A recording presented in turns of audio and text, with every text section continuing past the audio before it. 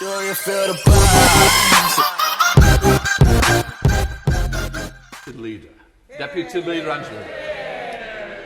Thank you, Mr Speaker. And many people in the chamber today, Mr Speaker, will think the Battle of Britain is today. But actually, we marked the 80th anniversary of those veterans yesterday. And I want to put on record our thanks to all those who fought for our country in the past.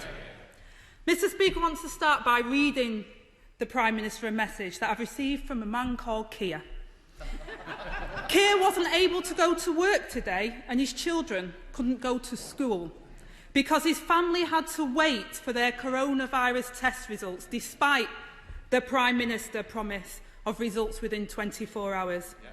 Keir was able to do the right thing and self-isolate and work from home. But other people aren't in this position, Mr Speaker. Many of them are the very people who are getting us through this crisis, like the care workers that I used to work alongside before I was elected to this House. The Prime Minister once earned £2,300 an hour. So can the Prime Minister tell us, what is the average hourly rate of a care worker in this country? Well, Mr Speaker, I congratulate the good honourable lady on her elevation, and just to say that she speaks of the constituent Keir, and I can tell her allegedly, apparently, Mr Speaker, he has had a negative test. I don't know quite why he is not here, but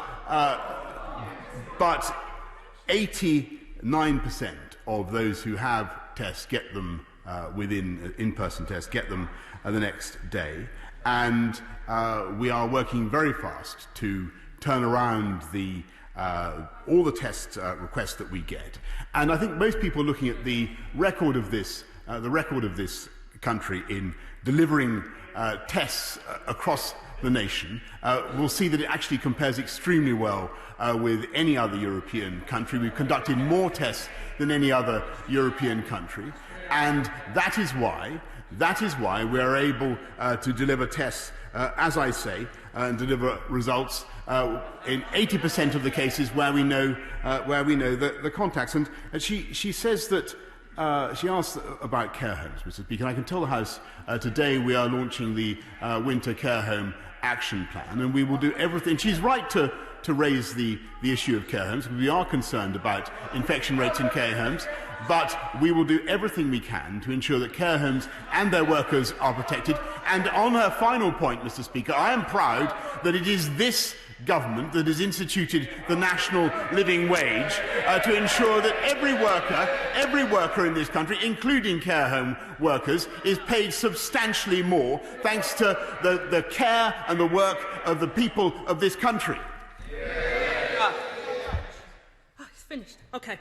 The whole country, Mr Speaker, would have seen that the Prime Minister doesn't know how much a care worker earns, because that was my question. The shameful fact is that the average wage in social care is barely more than £8 an hour, and half of our social care workers earn less than the real living wage. Yeah, exactly. On his first day in office, the Prime Minister said, "We will fix the crisis in social care once and for all with a clear plan that we have prepared." Yet still, there's no sign of the plan.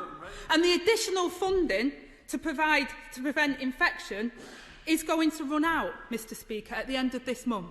So, will the Prime Minister commit today to give our social care sector the funding that it needs now to get through this looming winter crisis? Mr Speaker, she's asking an important point, and we are concerned about the rates of infection in care homes. Clearly, they've come down massively since we instituted the £600 million care home action plan. Tomorrow, we will be announcing a further, as I say, a winter care home action plan, and it won't surprise her to know that we want to see a toughening up of the rules governing the movement of workers from one care home to another. We want to make sure that we protect care homes from further infections, and that is the right thing to do. And I pay tribute to all the care home workers in this country for what they've done to help us bring down the disease. And we will make sure, Mr. Speaker, and as we have done over the last few months, that they get the PPE that they need, that they get the guidance that they need, and they get the cash that they need. And that's what this government is committed to doing. Angela Rayner. Well, Mr. Speaker, I do welcome the Prime Minister's comments, but I must say to the Prime Minister, get some skates on it. Those care workers are still not getting the PPE they need. They're still not getting the testing they need. So I urge the Prime Minister to get on top of this problem now, before the winter crisis hits. The Prime Minister has put his faith in Operation Moonshot, but meanwhile, on planet Earth, there was no NHS tests available for several high-infection areas, including Tameside and Oldham, in my own constituencies.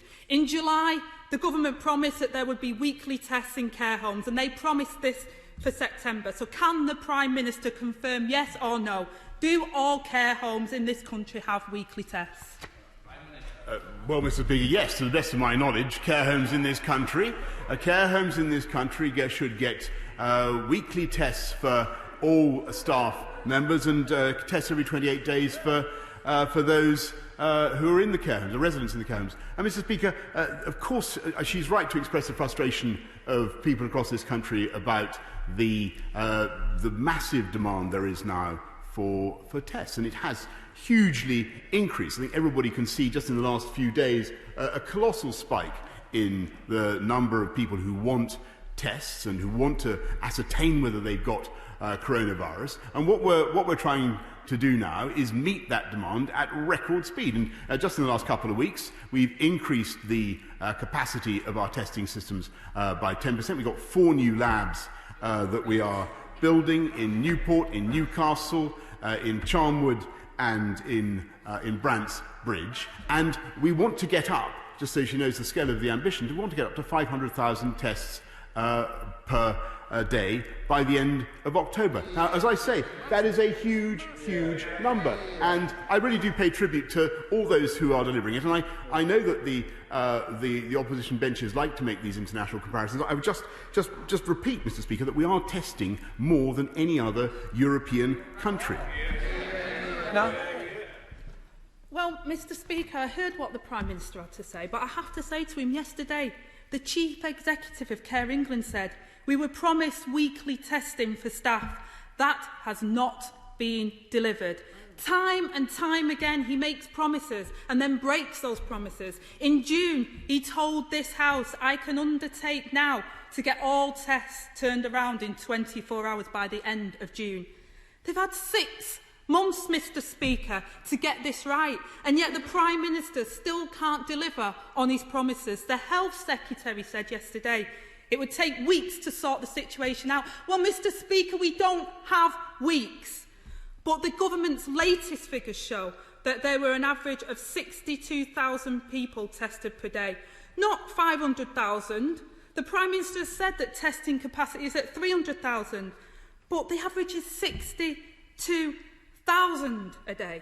How does the Prime Minister explain this? Mr. Speaker, we have delivered on, as I say, the most thoroughgoing testing regime anywhere in Europe, and we now have capacity. I think capacity has gone up from 200. The number of tests per day conducted, not capacity, has gone up from 210,000 last week to 240,000 this week. And just to repeat the statistics, we're now per 1,000 people, Mr. Speaker. This country is testing 2.54, Germany 1.88, Spain 1.91, and France 1.89. In other words, we are delivering exactly what we said we would do. What is happening, Mr. Speaker, is that the British people, quite understandably, are responding to that system with a huge surge in demand, and so it's very important that everybody follows the guidance about when they should be getting a test. The guidance sent out by Public Health England, which has been sent to schools, and from the NHS Test and Trace. Angela Rayner. Well, Mr Speaker, once again I see that the Prime Minister says it's somebody else's fault. It's the public that are using up the tests. These were the government's own figures and own targets, Mr Speaker, that they failed on. And the next time a man with COVID symptoms drives from London to Durham, it'll probably be for the nearest COVID test. Now, Mr Speaker, I want to start to move on to another very serious issue. Alongside the tragic stories we've heard of relatives dying alone in care homes and people not being able to say goodbye to their loved ones, we've also heard from mothers who have had to give birth without the support of their partners or their family. The Health Secretary yesterday said that the new guidance had been issued, but even under that new guidance, many birth partners will not be allowed to join at that moment of until that moment of established labour, leaving women enduring difficult labours, or even worse, traumatic and devastating miscarriages, alone, without support. Will the Prime Minister agree to meet with me and my honourable friends and work with us to ensure that no woman is forced to give birth without the support that they need? Well, Mr Speaker, she's absolutely right to raise the issue that she does, and I know members across the House will share her feelings entirely. I totally agree that birth partners should be able to attend a birth. That's why we changed the guidance in the way that we did. But of course, I'm very happy to encourage cooperation between her and my right honourable friends in the Health Department to take the matter forward. But I perfectly understand the point that she makes, and she's entirely right. Angela Rayner. I welcome the Prime Minister's comments, and I think that was a yes, Mr Speaker, but I will follow it up. But thank you for those comments. Mr Speaker, infections are rising. The testing system is collapsing.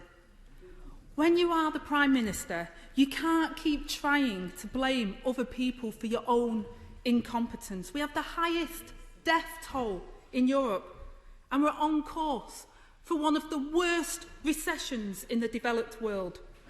This winter, we are staring down the barrel of a second wave with no plan for the looming crisis.